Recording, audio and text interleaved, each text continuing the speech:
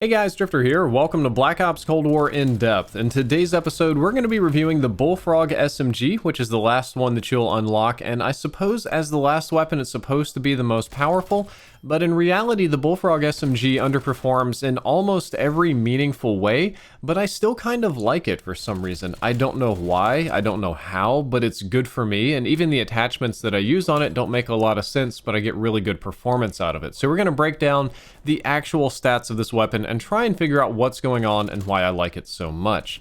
First up, the Bullfrog has a bullet velocity of 250 meters per second, which is slightly faster than average for submachine guns. SMGs do tend to average around 225, so you get a little 10% bonus right there, but it's still overall slow compared to assault rifles or other weapons in the game, and just very slow compared to COD games in the past that have had velocities to deal with. Me personally, I need a bullet velocity boosting barrel of some kind to get almost any use out of this gun. As we'll talk about later, it's got pretty good range on it, and if I'm going to get those shots at range and get any sort of tactical advantage with the Bullfrog, I'm going to need faster bullet velocity. So any barrel that has faster bullet velocity is going to be your friend.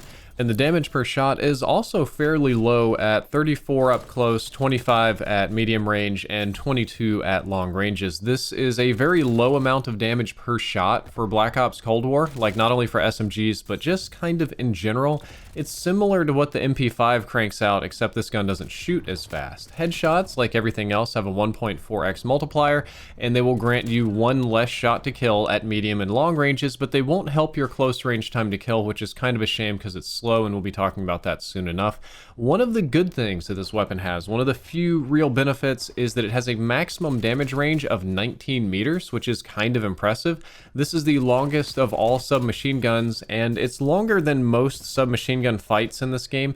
Any map that's going to be SMG dominant, like say Moscow or either of the two like Crossroads or Armada or something like that, you're going to be at within your maximum range pretty much anywhere on those maps. So that's really nice. I just wish the muzzle velocity were a little bit faster so it'd be easier to hit. And in my experience, the weapon usually needs 5 shots to kill. It's usually killing in its minimum amount of shots because you're going to be within that range, and that means that the weapon is at least consistent over range. For all of its flaws, it does have consistency. The Bullfrog rate of fire is 750 rounds per minute, which is kind of fast for submachine guns. That's another thing that's pretty good about the weapon. It's forgiving if you miss. It's not too hard to compensate and get more shots on. You don't have to track that precisely because you're constantly firing. You just kind of scan over them and you'll get some hits. Now it's time to talk about why the Bullfrog maybe isn't so great, and the best place to start is with time to kill calculations. It's close range time to kill, and for this weapon, close range is less than 19 meters, which is a little bit insane. It'll kill at 320 milliseconds, which unfortunately is the slowest of all submachine guns. Every single SMG in the game will kill faster than this, and most of the weapons in general will kill faster than this. Medium range will get a kill in 400 milliseconds, and long range is 480 milliseconds. Now, these ranges are longer than other SMGs, so there may be ranges at which, it's medium or close overlaps with the long range of another, and you get slightly better performance out of it, but still, in general, it is a slow killing weapon. This is not a melt machine. This is not something that kills people quickly, and if you're really like getting in people's faces like you have to in the submachine gun maps, having the slowest close quarters time to kill is probably not one of the good things. It's probably not good to have one of the slowest average time to kills in the entire game, regardless of how the weapon performs, because if you're going up against a good enemy that has a faster time to kill weapon than you, you're just going to lose every single time. So not looking very good at all in that department. Let's talk about the handling stats. So it'll aim down sights in 275 milliseconds, which is perfectly normal for some machine guns. There's nothing special going on there. Sprint out time is 250 milliseconds, and I put a little star on that one because on my measurement it was kind of splitting frames between 233 and 250, and I checked Ace's measurements and he has 233. I likely got a frame rounding thing going on there. It might be a little bit faster than this, which is actually pretty good for submachine guns. It sprints out just maybe like a frame faster, which is nice. Unfortunately, it has a slower than average reload time at 2.8 seconds for the base magazine. Now, the other magazines, of course, you can reload far more quickly depending on which one you equip, but having a slower than average base isn't very good, but it kind of makes sense given that you do have a 50 round magazine. And the Bullfrog has a slightly wider than average hipfire spread too, which is kind of grody, but it makes sense because you're not really supposed to be getting in people's faces with this weapon. The Bullfrog hipfire is 7.5 milliradians, whereas SMGs and most weapons on average are 7 milliradians. So it has the worst hipfire of all the submachine guns in the game, and I guess you can kit it to be better, but it's not really necessary because the close quarters time to kill is so slow. It's still not a good strategy. And I don't think that the base recoil is anything amazing either. It has a lot of side-to-side wobble. It kind of reminds me of the COD 4 MP5 and how it kicks. And not only is it wobbling unpredictably left and right, it has a tendency to drag up and right diagonally, even when I do kit it with recoil reducing attachments, or perhaps that's my flinch since I'm not using the flinch grips, which you'll see in the build. But the recoil isn't particularly low. You would think for a weapon like this that has a slow time to kill, that what would happen is the developers would be like, okay, we're gonna give this one gun like good bullet velocity and long range and good recoil, and it'll be like the long range SMG. Well, maybe not, because your recoil isn't good enough to be very competitive at ranges when you're dealing with zero recoil rifles. I do think that the iron sights are not super clear, but they're very workable for that less than 19 meters range. I would not be using these iron sights for long range kills. I wouldn't be trying to kind of cross map people with them, but within the range of its maximum time to kill and, well, general submachine gun range, they're very workable. I had no need for optics, and even when I put optics on the gun, oddly I aimed worse, even though I didn't really like the iron sights a whole lot, which is somewhat unusual. And the only real strength that the Bulldog has outside of the range, and I don't even know if the range is a true strength because your time to kill in that range is so rough, is that the Bulldog has a gigantic 50 round magazine. And that's just the base mag. You can load this thing down all the way to 84 rounds if I'm not mistaken. You can do a fast round 50. There's a lot of magazine attachments. And it's a surprisingly good thing because enemies have a lot of health in Black Ops Cold War. Players tend to clump together in little groups, and in my experience, I found it very difficult to get multi-kills because I just run out of ammo. But with this gun, you don't need to reload nearly as often. It's easier to get multi-kills. You can definitely spray people down. You've got the bullets to spare, and if you're running any kind of magazine attachments, you can really boost this if you want to. So when it comes down to my assessment on the Bullfrog, it's that this gun performs in almost every single stat except for range and magazine size. It does have a good range component to it. I think the range is undone by the slow time to kill and bullet velocity, but it's very consistent within a range, which perhaps is why I got a good feel for it.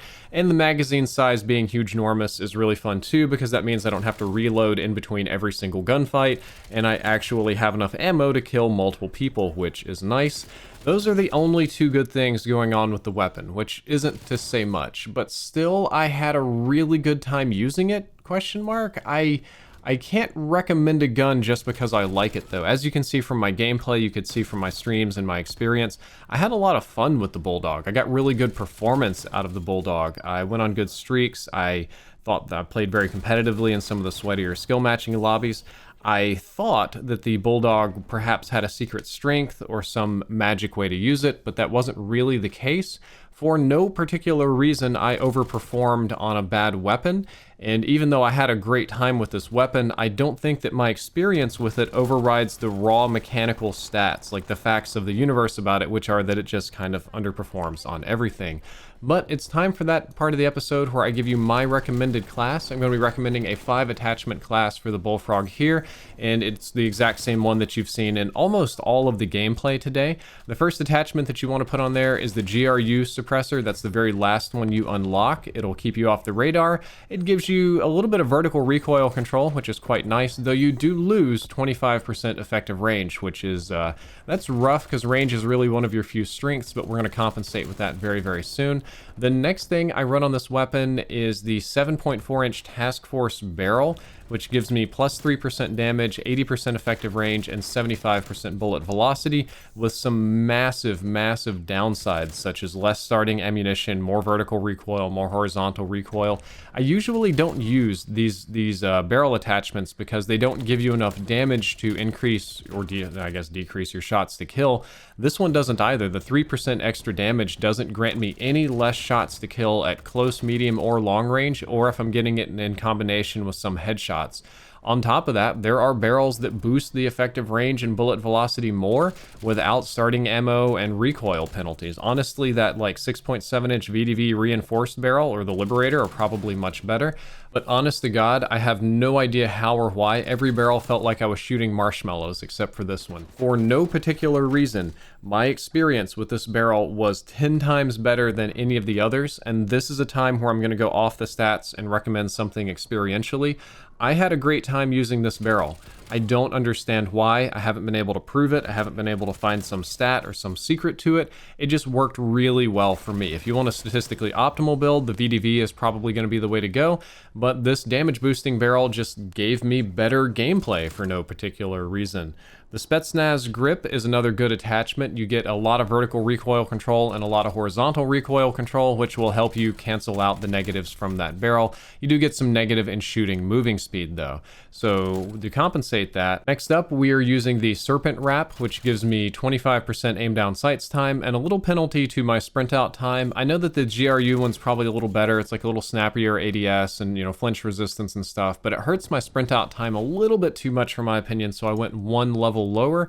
And then finally, we use the Spetsnaz PKM stock, which I would like to recommend the last one for faster sprint out time, even if it does have worse hipfire accuracy.